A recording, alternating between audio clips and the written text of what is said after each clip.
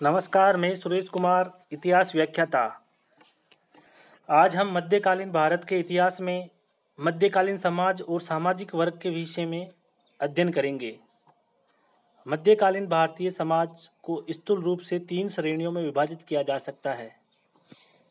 सबसे ऊपर अत्यंत धनी शिष्ट सत्ता अभिजात वर्ग की थी, जिन्हें विशेष सम्मान और अधिकार प्राप्त थे। उनमें से अधिकांश उच्च जाति के होते थे। राज्य में उलेमाओं में से प्रशासन के सर्वोच्च पदों पर नियुक्त किया जाता था। समाज में दूसरा स्थान मध्यम वर्ग का था, जो अधिक प्रभावी या शक्तिशाली नहीं था। इस वर्ग में व्यापारी, सर्राफ, वेद, शिक्षक आदि थे। यह वर्ग सादा जीवन व्यतीत करता था, इसलिए बर्नियर ने यह समझा कि दिल्ली में कोई मध्यम श्रेणी नहीं है। कोई व्यक्ति या तो उच्च श्रेणी का है या अभूतपूर्व जीवन यापन करने वाला गरीब थे। निम्न श्रेणी में श्रमजीवी कारीगर, छोटे दुकानदार, गाड़ीवान, कृषि मजदूर, फराश, सिपाही आदि थे। उलेमा मुस्लिम कानूनों के विद्वान ज्ञाता को जिससे शरा की पूरी जानकारी हो, उलेमा कहा जाता था। और क्योंकि सम्राट स्वयं शरा के अनुसार शासन करता था, अतः उसे उलेमाओं से परामर्श करना होता था। किंतु एक साथ अनेक उलेमाओं से परामर्श संभव नहीं था, अतः शासक किसी एक उलेमा का चुनाव कर लेता था। उसे शेख उल इस्लाम कहा जाता था। जो उलेमा न्यायालयीन और धार्मिक पदों पर थे, समग्र रूप से दस्तार बंदार या पगड़ीधारी भी कहे जाते थे, क्योंकि वे अपने पद के प्रतीक पगड़ी धारण करते थे। उलेमाओं की राज्य में स्वीकृति प्रतिष्ठा थी, क्योंकि वे कट्टरपंथी इस्लाम के व्याख्याकार थे। उलेमा इस्लाम की सुन्नी शाखा के और मुस्लिम कानून हनफी विचारधारा के अनुयायी होते थे। सल्तनत काल में वे सुल्तान की विशेष कृपा पात्र और सहयोगी राजकीय धर्मशास्त्री थे। उन्होंने नियमतः मुस्लिम कानून, तर्कशास्त्र, अरबी और सामान्य रूप से इस्लाम के धार्मिक साहित्य, तफसीर, हदीस, कलाम आदि का प्रशिक्षण प्राप्त किया था। यद्यपि कुरान उनकी सामान्य स्थिति पर जोर देती है कि वे ऐसे अलग वर्ग के हैं जो लोगों को सन्मार्ग पर लाते हैं, तथापि उनके लिए कुरान में कोई विशेष प्रावधान नहीं किया गया था। फिर भी लोगों में मिथ्या परंपराएं प्रचलित हो गई। कहा जाने लगा कि पैगंबर ने कहा है, उलेमा का सम्मान करो, क्योंकि वे पैगंबर के उत्तराधिकारी है। जो उनका सम्मान करता है, वह इस्लाम के पैगंबर और अल्लाह का सम्मान करता है। भारत में मुस्लिम समाज के विकास की विशेष परिस्थितियों में यह आशा करना स्वाभाविक था कि उलेमा अनुचित प्रसिद्धि प्राप्त कर लेगा। सुल्तान अलाउद्दीन खिलजी के पहले किसी भी शासक में उलेमा की बढ़ती हुई शक्ति पर अंकुश लगाने का साहस नहीं था। यद्यपि उलेमा कभी कभी सुल्तान के हितों के विरुद्ध भी कार्य कर देता था। सुल्तान अलाउद्दीन ने सल्तनत के अंतर्गत उलेमा के कार्यों की परिभाषा करने और उनके सारे कार्यकलाप केवल निर्धारित सीमाओं के अंतर्गत सीमित रखने के लिए उन्हें बाध्य करना आवश्यक समझा। ये सीमाएं इस प्रकार थी कि मामलों में निर्णय देना और शुद्ध धार्मिक मामलों में मध्यस्थ का कार्य करना। अन्य सारे मामले उसके क्षेत्राधिकार से बाहर रखे गए। समस्त वास्तविक शक्ति सुल्तान के हाथ में थी। सुल्तान परिस्थिति के अनुसार बड़ी कठोरता से शासन करता था और धार्मिक बातों का उसके समकक्ष कोई स्थान नहीं था। मोहम्मद तुगलक राज्य को धर्मनिरपेक्ष बनाने में एक कदम आगे बढ़ना चाहता था। उसने उलेमा को बिल्कुल उसी दर्जे पर रखा जिस पर राज्य के अन्य कर्मचारियों को रखा गया था, और उसने वैसा ही व्यवहार किया। फिरोज तुगलक के समय राजकीय मंत्रणा में उलेमाओं के धार्मिक प्रभाव में वृद्धि होने लगी। उलेमाओं ने मोहम्मद तुगलक की अनेक असफलताओं का लाभ उठाया और उसके उत्तराधिकारी को राज्य की नीति के मामलों में अपनी सलाह मानने के लिए प्रोत्साहित किया। अनेक कानूनी पुस्तकों की रचना की गई। धार्मिक विद्यालयों और अन्य संस्थाओं को एक नवीन प्रोत्साहन दिया गया। और तैमूर के आक्रमण के समय तक उल्लेमा ने अपनी पूर्व स्थिति और प्रभाव पुनः प्राप्त कर लिया। अफगानों ने सत्ता संपन्न होने पर उल्लेमा से सम्मानपूर्ण व्यवहार किया, तो किंतु प्रशासन में उनकी किसी भी प्रभावकारी आवाज को नहीं सुना। इसके विपरीत उन्होंने उल्लेमा के धार्मिक प्रभाव का प्रयोग अपने उद्देश्यों की पूर्ति के लिए किया। दिल्ली सल्तनत में जिस उल्लेमा की न्यायाधीश के पद पर नियुक्ति होती थी उसे शेख उल इस्लाम अथवा सदर उस सुदूर कहा जाता था। मुगलों ने भी सदर उस सुदूर की संज्ञा से संबोधित किया। वह स्थायी रूप से परामर्श के लिए नियुक्त होता था। चूंकि न्याय सरा के अनुसार होता था, अतः मुगल काल में जिसे उल्लेमा के प्रधान न्यायाधीश नियुक्त किया जाता था उसे काजी उल कुजात कहा जाता था। अकबर के प्रारंभिक शासन कार्य में बेराम खां उलेमा से शासन के प्रत्येक कार्य में सलाह लेता था, लेकिन बेराम का शिया होने के नाते शियाओं के प्रति उनका अधिक झुकाव था। 1565 ईस्वी में अकबर ने शेख अब्दुल नबी को सदर बनाया, जो कट्टर सुन्नी मुसलमान था। अकबर ने केवल उसके प्रवचन सुनने जाता था, बल्कि उसके प्रति सम्मान प्रदर्शित करने के लिए उसके चरण पादुकाएं भी उठाकर उसके सामने रखता था। लेकिन धीरे धीरे उसने अपने अधिकारों का दुरुपयोग करना आरंभ कर दिया। वह धर्मांध सुन्नी था। उसने गैर मुस्लिमों व गैर सुन्नियों पर अत्याचार आरंभ कर दिए। अतः 1579 ईस्वी में उसे पदच्युत कर दिया गया। उसके स्थान पर सद्र जहां मीरान को सद्र बनाया गया। जहांगीर के शासन के प्रारंभिक काल तक वही सद्र रहा। तत्पश्चात मुसब्बी खां को यह पद दिया गया। शाहजहां के शासन के 20वें वर्ष तक वह वही सद्र रहा तथा उसकी मृत्यु के बाद सैयद हिदायतुल्लाह को सद्र बनाया गया। औरंगजेब कट्टर सुन्नी मुसलमान था, अतः उसके शासनकाल में उल्लेमा की शक्ति में अत्यधिक वृद्धि हुई। उल्लेमा की शक्ति सम्राट की धार्मिक नीति पर निर्भर थी। अकबर की धार्मिक नीति उदार थी, इसलिए उसने कट्टर सुन्नी उल्लेमा अब्दुल नबी को पदच्युत कर उल्लेमा की बढ़ती हुई शक्ति पर अंकुश लगाने का प्रयास किया। लेकिन उसकी कट्टर धार्मिक नीति ने उल्लेमा को अत्यंत शक्तिशाली बना दिया। अमीर खुसरो उल्लेमा के बारे में अपना मत देता है। वे न तो विद्वान है और न सदाचारी। शासक के अत्याचारी होने पर उल्लेमा उसे अवश्य सहयोग देते थे। व्यक्तिगत जीवन में वे धार्मिक आदेशों की पूर्णतः उपेक्षा करते हैं तथा पाप करने व इस्लाम के नियमों का उल्लंघन करने से नहीं हिचकते। उसके विचार में उल्लेमाओं की एकमात्र विशेषता थी उनका ढोंग, आडंबर और अहंकार। उल्लेमा का सम्मान केवल परंपरा पर आधारित था। उल्लेमाओं ने मुसलमानों को सदाचार और पवित्रता का मार्ग दिखाने का कार्य त्याग दिया था। प्रसिद्ध इतिहासकार बर्नी लिखता है कि उसके शासन की इच्छाओं को पूरा करने के उद्देश्य से जानबूझकर कुरान के आदर्शों का उल्लंघन करके शासक की क्रियात्मक रूप से सहायता करते थे। जागीरदार राज्य कर्मचारियों को वेतन के बदले जो भूमि दी जाती थी उसे जागीर कहते थे। मुगल काल में से पहले भी इसी प्रकार से वेतन भुगतान की पद्धति के प्रमाण मिलते हैं, परंतु मुगल काल में यह व्यवस्था अत्यधिक व्यापक थी। जब जागीर वेतन के बदले दी जाती थी तो उसे तनख्वाह जागीर, परंतु जब किसी पद प्राप्ति के कारण जागीर प्रदान की जाती थी तो उसे मसरूफ जागीर कहा जाता था। 1672 ईस्वी में मोहम्मद अमीन खां की गुजरात की सूबेदारी के पद पर नियुक्ति के समय पाटन और बेरम गांव की जागीर उसके पद के साथ मिला दी गई। ऐसी जागीर जिसके लिए कोई अनुबंध नहीं होता था इनाम कही जाती थी।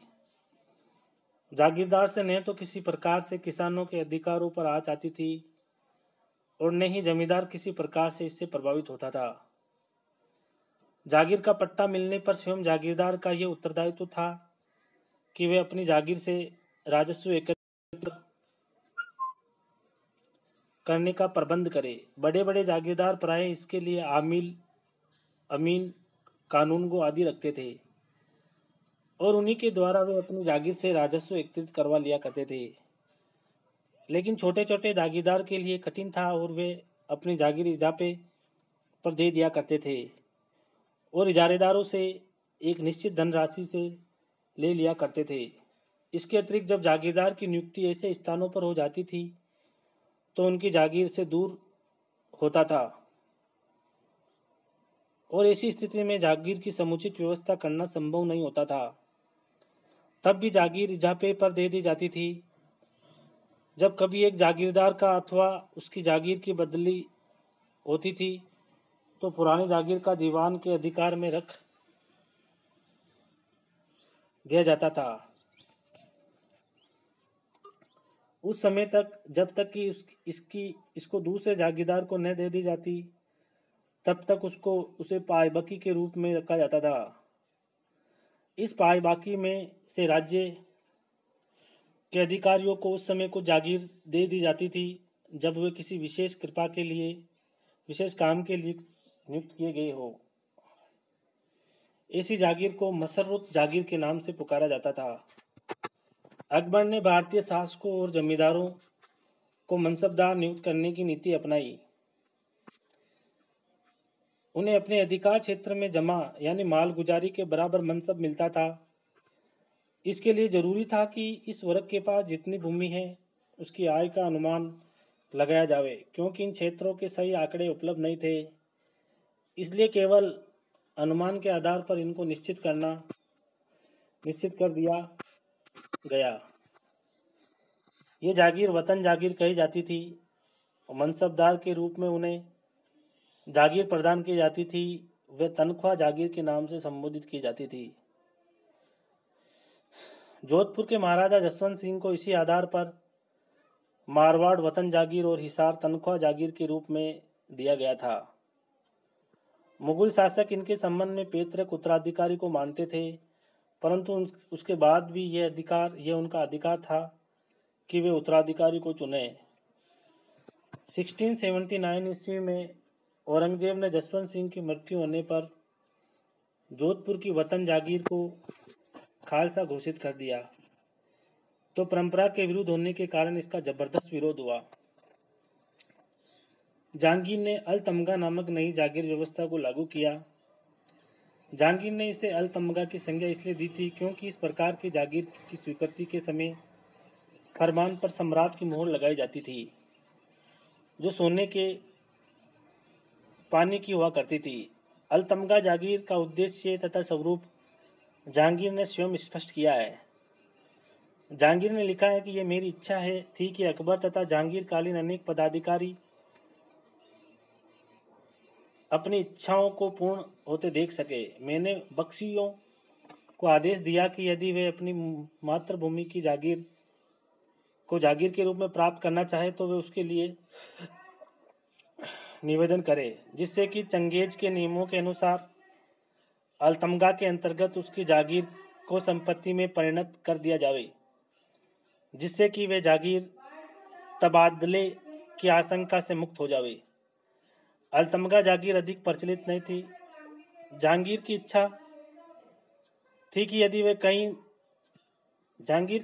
कि यदि वे किन्हीं अधिकारियों को विशेष रूप से अनुग्रहित करना चाहे तो ऐसा करने में कोई ऐसी सुविधा न हो।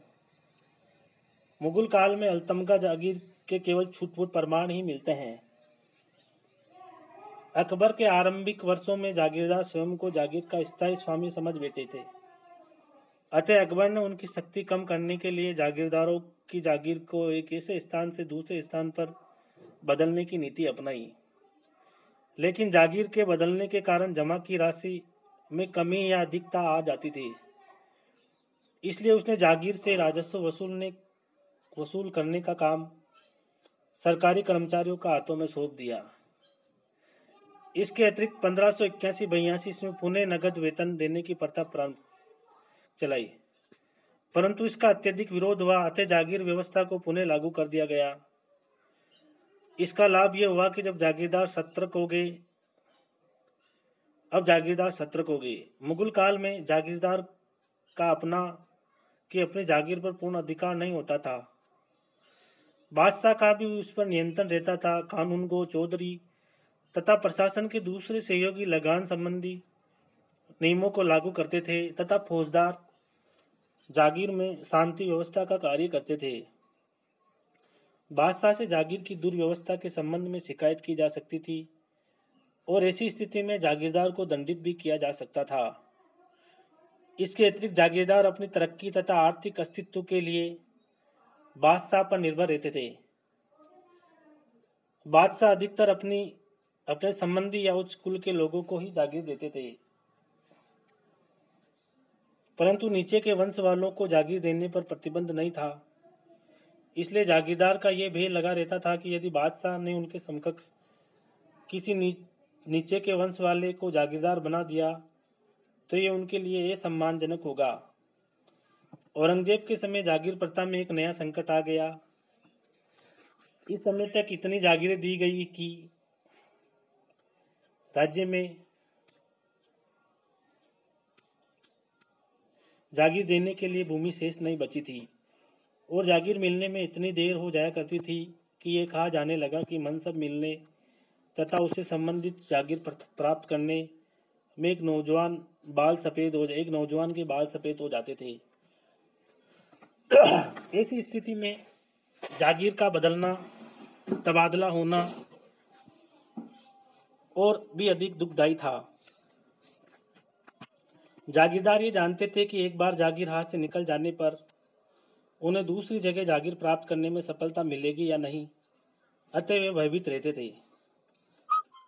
प्राचीन प्रथा के अनुसार मुगल शासक भी धार्मिक लोगों, विद्वानों, शेखों, सैयदों आदि को कर मुक्त भूमि का अनुदान दिया करते थे, जिसे मदद-ए-मास कहा जाता था। अबुल फजल के अनुसार 4 वर्गों के लोगों को मदद-ए-मास भूमि के अनुदान योग्य माना जाता था। पहला वर्ग उन लोगों का था जिन्होंने दुनियादारी का परित्याग कर सत्य की खोज में स्वयं को खपा दिया हो। दूसरा वर्ग धार्मिक संतों का था। तीसरे वर्ग में वे लोग आते थे जो किसी कारणवश शारीरिक अथवा भौतिक जीविका चलाने में असमर्थ थे। चौथे वर्ग में वे लोग थे जो कुलीन वंश के थे, परंतु किसी व्यापार अथवा व्यवसाय को करना अपनी मर्यादा के खिलाफ समझते थे। व्यक्तियों के अतिरिक्त संस्थाओं को भी इस प्रकार का अनुदान दिया जाता था। अनुदान देने तथा उनके पुनर्ग्रहण करने के समस्त अधिकार बादशाह में निहित थे।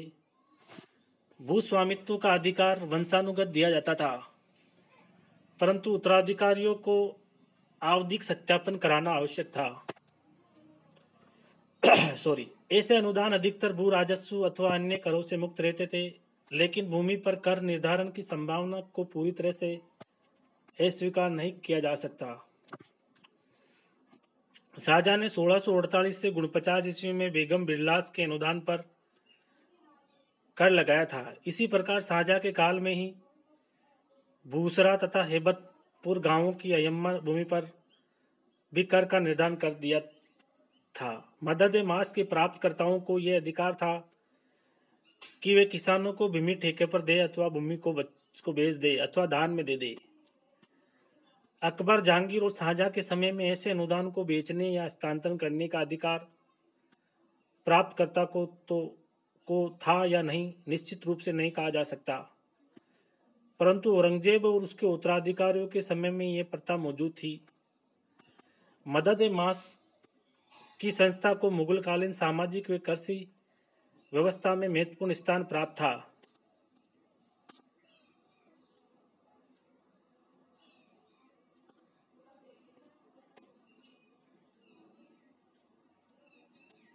सामाजिक रूप से इस संस्था ने ग्रामीण जनता में धार्मिक सहिष्णुता की चेतना विकसित करने में सहयोग दिया। नेक्स्ट है जमींदार। मध्यकालीन सामाजिक व्यवस्था में जागीरदारी प्रथा की भांति जमींदारी संस्था का महत्वपूर्ण स्थान था। राज्य की अधिकतर भूमि जमींदारों व जागीरदारों के अधिकार क्षेत्र में थी। जमींदार शब्द उस व्यक्ति का परिचायक है जिसके पास जमीन हो और वे खेती करता हो। लेकिन 18वीं शताब्दी में यह जरूरी नहीं था कि वे खेती करता हो। जमींदारी प्रथा का जन्म जाति प्रथा की देन है। मध्य युग में भारत के प्रत्येक गांव अथवा गांवों के एक समूह की भूमि पर किसी एक विशेष जाति का कब्जा था। किसी भी क्षेत्र पर अपनी शक्ति के आधार पर कब्जा करने पर उस जाति का मुखिया उस क्षेत्र का जमींदार हो जाता था। धीरे धीरे वे अपने क्षेत्र में शक्तिशाली हो जाते थे और अपने क्षेत्र में जमींदारी अधिकार पर प्राप्त कर लेते थे। उसके समस्त भाई बंधु जो उसके साथ होते थे वे भी किसी क्षेत्र पर अधिकार कर छोटे जमींदार के रूप में उसके सहायक होते थे। उनके अधिकारों की पुष्टि मुखिया के द्वारा की जाती थी। इस प्रकार भारत में जमींदारी एक सामाजिक व नैतिक मान्यता का आधार पर पनपी। जमींदार कई श्रेणी के थे। प्रथम वे जमींदार थे जो साझेदारी की जमींदारी में हिस्सेदारी थे। इस प्रकार की जमींदारी को पट्टेदारी, भैयाचारी या बिस्वादारी कहते थे। इस प्रकार की जमींदारियों में एक अथवा अनेक गांव होते थे, परंतु अधिकतर ये एक ही वंश परंपरा के कई साझेदारी के अंश होते थे। द्वितीय श्रेणी में ऐसे जमींदारियां थी जिनमें कई गांव सम्मिलित रहते थे और इन पर एक ही व्यक्ति या परिवार का अधिकार होता था। इन्हें कभी कभी तालुका भी कहते थे। अंत में कई बड़ी बड़ी जमींदारियां भी थी जिनमें बहुत से गांवों से लेकर कई तालुके, एक परगना या एक से अधिक परगने होते थे। बंगाल में इस तरह की जमींदारियां अधिक थी। इन श्रेणियों के अतिरिक्त भू राजस्व यानी माल वाजिब व पेशकशी जमींदार भी थे। पेशकशी जमींदार वे थे जिनके अंतर्गत वास्तविक रूप से जोते जाने वाली भूमि का ब्यौरेवार का निर्धारण नहीं होता था और एक निश्चित पेशकश ही दिया करते थे। माल वाजिब वाले जमींदार वे थे जो भूमि की वास्तविक माप के आधार पर अथवा पुराने अभिलेखों में उल्लेखित पैदावार के आधार पर राज्य को निर्धारित भू राजस्व देते थे। पेशकशी जमींदारों को एक निश्चित सैन्य दल के साथ राज्य की सेवा करनी पड़ती थी। तालुकेदार भी जमींदार के वर्ग के थे। तालुके अथवा तालुकेदार शब्दों का प्रयोग अलग अलग प्रदेशों में अलग अलग अर्थ में किया जाता था। गुजरात में इस शब्द का प्रयोग कोलियों और राजपूतों द्वारा बंद भूमि के रूप में अधिकृत गांवों की भूमि के सूचित करने के लिए किया जाता था। ऐसे क्षेत्रों का कर निर्धारण सीधे राज्य के कर्मचारियों द्वारा नहीं किया जाता था। बंगाल में इन शब्दों का प्रयोग एक छोटी जमींदारी अथवा एक छोटे जमींदार के लिए किया जाता था।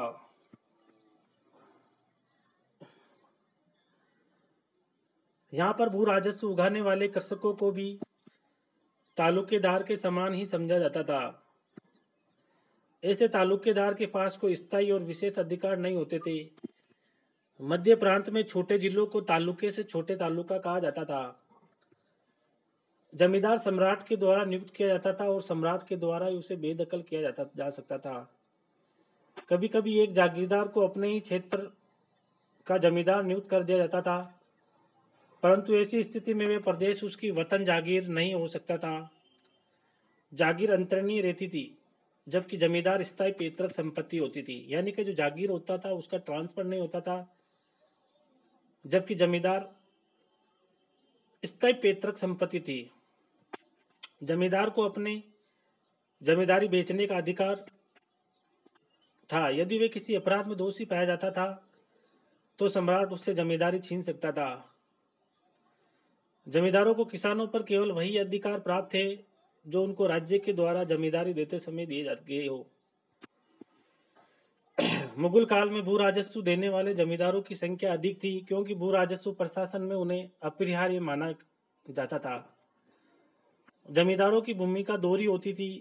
एक तो शासन द्वारा निर्धारित भू राजस्व को इकट्ठा करने में वे मध्यस्थ का काम करते थे, तो दूसरी ओर गांव की अधिक से अधिक भूमि खेती योग्य बनाने का उत्तरदायित्व भी उन्हीं का होता था।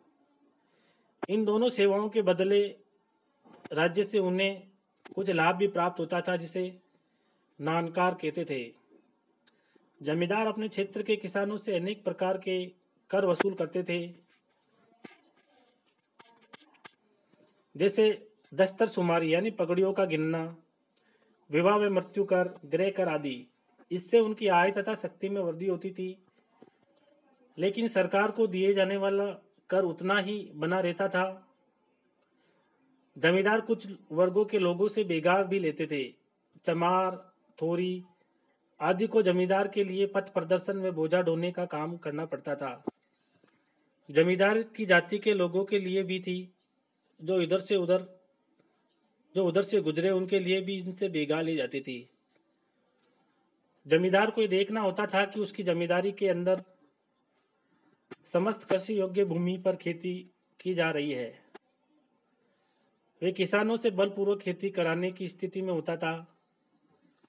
कुछ ऐसे उदाहरण भी मिलते हैं जबकि जमींदारों में किसानों से बंध पत्र लिखवाया, जिसके अंतर्गत उन्हें जमींदारों के खेतों पर काम करना अनिवार्य था। जमींदार अपने क्षेत्र के किसानों को खेती के लिए प्रोत्साहन भी कर सकता था, क्योंकि उसके पूर्वज पीढ़ियों से उस गांव में रहते आए थे और सामान्य अवस्था में किसान एक राजकीय अधिकारी जो उनके लिए अजनबी होता था पर विश्वास करने की अपेक्षा जमींदार पर विश्वास कर सकता था। इसके साथ ही जमींदार किसानों के हित की उपेक्षा नहीं कर सकता था। जमींदार गांव की समृद्धि में रुचि रखते थे, क्योंकि गांव अथवा गांव में रहने वाले कृषकों की समृद्धि में ही उसकी समृद्धि थी। डॉक्टर सिद्दीकी ने लिखा है कि उसका महत्वपूर्ण कार्य मध्यस्थता का था। उसे निर्धारित भू राजस्व का संग्रह कर राजकोष में जमा कराना होता था।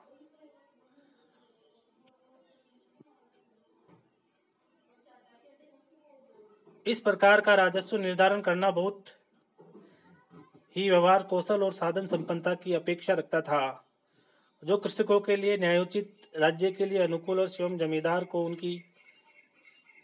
उसकी सौदेबाजी की दृष्टि से कुछ अर्थप्रद है। इसके अतिरिक्त उसे कानूनी व्यवस्था बनाए रखने के लिए भी सहायता प्रदान करनी पड़ती थी। उसे अपनी जमींदारी में संदिग्ध उपद्रवी लोगों की सूचना देनी होती थी।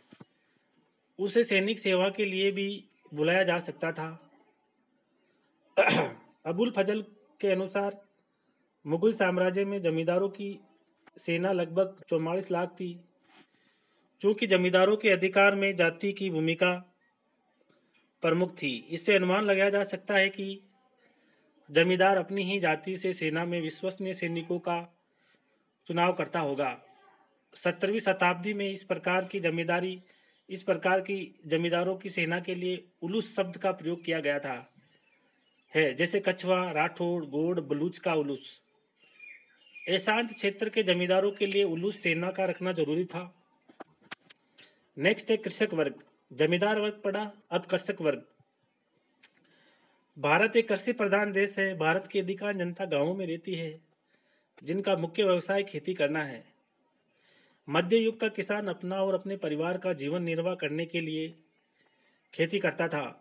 उस समय नहरों द्वारा सींची जाने वाली भूमि का अनुपात अधिक नहीं था, अतः किसान उपयुक्त मौसमों में अनुकूल वर्षा पर निर्भर रहता था। यदा कदा अकालों, टिड्डी संकट तथा युद्ध के कारण भारतीय किसान को भीषण संकट का सामना करना पड़ता था, लेकिन यदि उसे अनुकूल वर्षा मिलती रहे और अत्यधिक राजस्व वसूल न किया जाए तो भारतीय किसान प्राय संतुष्ट रहता था। वे अपने दैनिक जीवन की आवश्यकताओं को प्रफुल्लित हृदय से पूरा करता था और सुख संतोष के साथ अपनी खेती और पशुपालन का धंधा करता रहता था। किसानों की स्त्रियां प्राय घर का काम करती थी तथा खेती के लिए पुरुषों का सहयोग करती थी। प्राकृतिक आपदा के कारण घोर संकट काल में वे किस्मत का लिखा मानकर सांत्वना पा लेता था। और दुर्भाग्य तथा आपत्तियों का सामना असाधारण शांति एवं अनासक्त भाव से कर लेता था। एक किसान के जरिए में ऐसे अवसर कम ही आते थे जबकि उसकी इच्छाओं को प्रोत्साहन मिले या उसके पूरा होने की आशा बंधे। मुगल सम्राट बाबर भारतीय किसानों के रहन सहन को देखकर विशेष रूप से चकित हुआ था। उसके अनुसार किसानों के गांव के बसने या उजड़ने में आश्चर्यजनक रूप से कम समय लगता था, क्योंकि उनको अपना घर बनाने में बहुत ही कम चीजों की आवश्यकता पड़ती थी। वे अपनी आवश्यकताओं के लिए एक कुएं या पानी के सरोवर से संतुष्ट हो जाते थे। उनके निवास स्थानों के निर्माण के लिए उन्हें कुछ लकड़ी के खंभे और छप्पर के लिए थोड़े पुआल की ही आवश्यकता होती थी। किसानों के निवास स्थान के समीप पानी की सुविधा और चरों और कृषि के लिए भूमि होती थी। मिट्टी की चार दीवारें, लकड़ी के खंभे और पुआल से वे अपना घर बना लेते थे। फर्श कुचली हुई मिट्टी का होता था और कभी कभी उस पर गोबर लीप दिया जाता था। दैनिक उपयोग के बर्तन गांव में ही मिल जाने वाली पकी हुई मिट्टी से बनते थे। वे प्राय खुले फर्श पर सो जाते थे और एक लुंगी और मोटे कपड़े की एक चादर से काम चला लेते थे, जो प्राय पहनने के साथ बिछाने के काम भी आती थी। बाजरे की रोटी, चावल और दालें और संभव हुआ तो कुछ मट्ठा व प्याज तथा मिर्च की चटनी उनका प्रिय भोजन था। सामान्यतः वे 2 समय भोजन करते थे, लेकिन कभी कभी परिस्थितियों में वे एक समय भोजन करके ही संतुष्ट हो जाते थे। विशेष त्योहार पर कृषकगण ताड़ी या कोई सस्ती शराब पीते थे। देश में किसानों की समृद्धि ही राज्य की समृद्धि एवं संपन्नता समझी जाती थी। इसलिए किसानों को अच्छी फसल के लिए राज्य द्वारा प्रोत्साहन किया जाता था। किसानों की भूमि के स्वामित्व को लेकर विद्वानों में मतभेद है। किसानों की दशा के संबंध में डॉक्टर कुरैशी का मत है कि मुगल काल में वे खुशहाल थे, लेकिन पेलसर्ट डॉक्टर कुरैशी के मत का समर्थन नहीं करते थे। डॉक्टर नोमान अहमद सिद्दीकी की भी मान्यता है कि मुगल काल में किसानों की दशा संतोषप्रद नहीं थी। किसान को अपनी भूमि की पैदावार के अनुसार 1/3 से लेकर आधा तक भू राजस्व के रूप में देना पड़ता था। मूल भू राजस्व की मांग के अलावा उसे चुंगियों व अनुदानों के रूप में कुछ और भी देनी पड़ती थी। जागीरदारों व जमींदारों से वसूल किए जाने वाले कर प्राय जमींदार और जागीरदार किसानों से वसूल करते थे। डॉक्टर सिद्दीकी ने लिखा है कि एक सामान्य कृषक कभी भी साधन संपन्न नहीं हो सकता था। प्राय वे जैसे तैसे अपना जीवन निर्वाह कर लेता था। वैसे कृषकों में कई वर्ग थे, उनमें बहुसंख्यक तो निर्धन थे, पर कुछ ऐसे भी कृषक थे जिन्हें भूमि पर कुछ अधिकार मिले हुए थे और वे कुछ साधन संपन्न होते थे।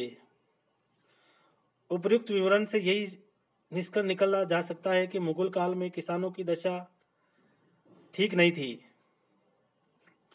यही कारण है कि किसानों ने अपने शोषण के विरुद्ध समय समय पर छुटपुट विद्रोह किए थे, परंतु उन्हें सैन्य शक्ति से आसानी से दबा दिया जाता था। यह इस बात का प्रमाण है कि किसान राज्य की नीति से असंतुष्ट है। किसानों में भारी असंतोष होते हुए भी वे अपना शोषण सहन करते रहे, क्योंकि उस समय किसान भौतिकवादी नहीं बल्कि उसका रुझान आध्यात्मिक प्रवृत्तियों की ओर अधिक था। इसलिए शोषण पर भी विद्रोह कम हुए। शिल्पकार। मध्यकालीन भारतीय सामाजिक वर्ग में शिल्पकारों का भी महत्वपूर्ण स्थान था। भारत में मुसलमानों के आगमन के बाद भी भारतीय शिल्पकारों के धंधे प्रभावित नहीं हुए। गांवों तथा शहरों में कारीगर और शिल्पकार अपने पेशे को बरकरार रखे हुए थे। उनके औजार भी वही थे और उसमें कोई विशेष तकनीकी विकास नहीं हुआ था। अधिकांश शिल्पकार गांव में रहते थे तथा उनकी शिल्प कला पिता से पुत्र को कई पीढ़ियों तक हस्तांतरित किए जाते थे। इन शिल्पकारों की शिल्पकला इतनी श्रेष्ठ थी कि कई शहर और क्षेत्र अपने विशिष्ट और श्रेष्ठ उत्पादों के लिए मशहूर हो गए थे। दिल्ली के सुल्तानों ने कई शाही कारखाने स्थापित किए थे, जिनमें अनेक शिल्पकार कार्यरत थे और वे शाही तथा दरबारी लोगों की जरूरत चीजें बनाते थे। इनमें सुनार, कसीदाकारी करने वाले करने वाले चित्रकार, दर्जी, मलमल तथा पगड़ी बनाने वाले आदि होते थे, जो साथ मिलकर काम करते थे। बढ़िया सूती वस्त्र में उनकी पोशाक बनाने वाले कारीगर सारे देश में फैले हुए थे। अमीर खुसरो तो दक्षिण देवगिरी तथा महादेव नगरी के कुशल कारीगरों द्वारा तैयार किए गए श्रेष्ठ वस्त्रों को ही पसंद करता था। ढाका के कारीगरों द्वारा बनाई हुई मलमल तो सारे विश्व में प्रसिद्ध थी, जिसकी श्रेष्ठता को देखकर विदेशी यात्री भी चकित हो जाते थे। यहाँ कुछ कारीगर कसीदाकारी युक्त मलमल भी बनाते थे, जो उस समय श्रेष्ठ कलापूर्ण चीज थी। इसी प्रकार लखनऊ के कारीगरों द्वारा चिक्कन का कपड़ा तैयार किया जाता था, जो अपनी श्रेष्ठता के लिए मशहूर था। गुजरात के शिल्पकार कसीदाकारी के वस्त्र तथा किनारी चांदी तार आदि के लिए विख्यात थे। कश्मीर के शिल्पकारों द्वारा बुनी हुई ऊन की सालें बहुत ही मुलायम और गर्म होती थी। कुमार जिन्हें असम में कुंभकार बोलते थे, मिट्टी के बर्तनों, खिलौनों आदि पर चमकीले तथा शोभायुक्त डिजाइनें बनाते थे। शाही कारखानों में सोने चांदी के जड़ाऊ गहने बनाने वाले सुनार अपनी शिल्प कला प्रसिद्ध थे। ग्रामीण शिल्पकारों को गांव में ही अपने शिल्पकार के लिए कच्चा माल जैसे लकड़ी, मिट्टी और चमड़ा आदि मिल जाता था। गांवों की शिल्पकार द्वारा जो वस्तुएं बनाई जाती थी, उनका विनिमय गांव की जनता तक ही सीमित था। ग्रामीण जनता और शिल्पकारों के बीच पारस्परिक विनिमय संबंध था। जरूरत पड़ने पर किसान कारीगर के यहाँ से अपनी जरूरत की चीजें ले आता था, जिसका वे अकेला कोई भुगतान नहीं करता था। भुगतान सारे गांव की मिलीजुली जिम्मेदारी होती थी और प्रत्येक कारीगर को सारे समुदाय की ओर से गांव की जमीन का कुछ अंश स्थायी तौर पर जोतने व काटने के लिए मिला रहता था, अथवा फसल काटने पर उसे सभी किसान अनाज का निश्चित हिस्सा दे देते थे। शाही कारखाने में काम करने वाले कुछ शिल्पकारों को तो नगद वेतन दे दिया जाता था और कुछ को प्रत्येक काम के हिसाब से पैसे दिए जाते थे। जैसे कुशल सुनार को जड़ाऊ जेवर बनाने के लिए 64 दाम प्रति तोला दिया जाता था। शिल्पकारों का रहन सहन सादा था, लेकिन शहरी शिल्पकार तथा ग्रामीण शिल्पकारों के रहन सहन में मामूली अंतर था। शहरी शिल्पकारों के मकान ईंट और चूने से बने होते थे, जबकि ग्रामीण शिल्पकारों के मकान मिट्टी और फूस से बने होते थे। उनके घरों के आगे चबूतरा अवश्य होता था। कश्मीर में अधिकांश मकान काठ के बने होते थे, यानी कश्मीर में काठ लकड़ी के। उनका खान पान भी अत्यंत साधारण था। खिचड़ी इस वर्ग का प्रिय भोजन था, जो दाल और चावल के साथ मिलाकर पकाई जाती थी। दक्षिण में इस वर्ग का प्रिय भोजन चावल था। उत्तर में इस वर्ग के लोगों में गेहूं, जवार या बाजरे की चपातियां भी बनाई जाती थी। इस प्रकार शिल्पकार अत्यंत ही सादा जीवन व्यतीत करता था। कृषि श्रमिक, जैसा कि पूर्व में बताया जा चुका है कि भारत एक कृषि प्रधान देश रहा है। जिस किसान के पास जमीन होती थी वे खेती करता था, लेकिन ग्रामीण समुदाय में कुछ ऐसे लोग भी थे जिनके पास जमीन नहीं होती थी। वे खेतों पर जमीन मजदूरी करके अपना जीवन निर्वाह करते थे। ऐसे लोगों को कृषि श्रमिक कहा जाता था। ग्राम्य आर्थिक जीवन का एक महत्वपूर्ण अंग प्रशासन तंत्र था। यह प्रशासन तंत्र कृषक मजदूरों की मेहनत का कुछ अंश ले लेता था और छोटे पैमाने पर औद्योगिक मजदूरों को काम देता था। बदले में वे कृषि संबंधी व्यवसायों के संपादन में सहायता करता था।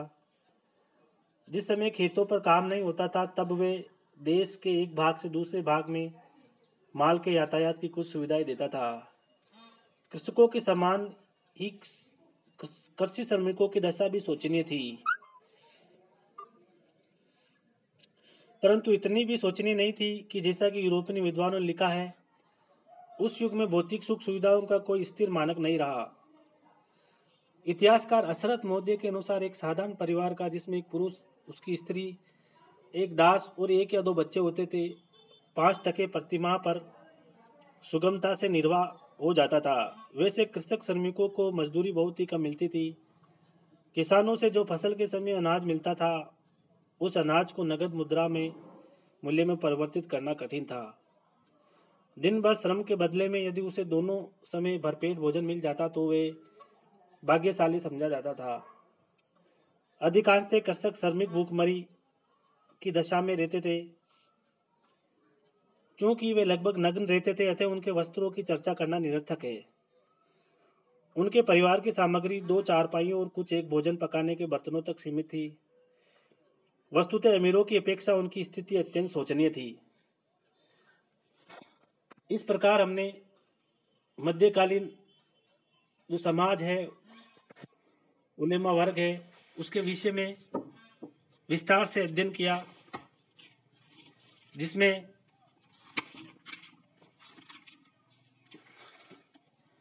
सामाजिक वर्ग, उलेमा, सामंत, जमींदार, किसान, कारीगर, कृषक, मजदूर तथा गुलाम।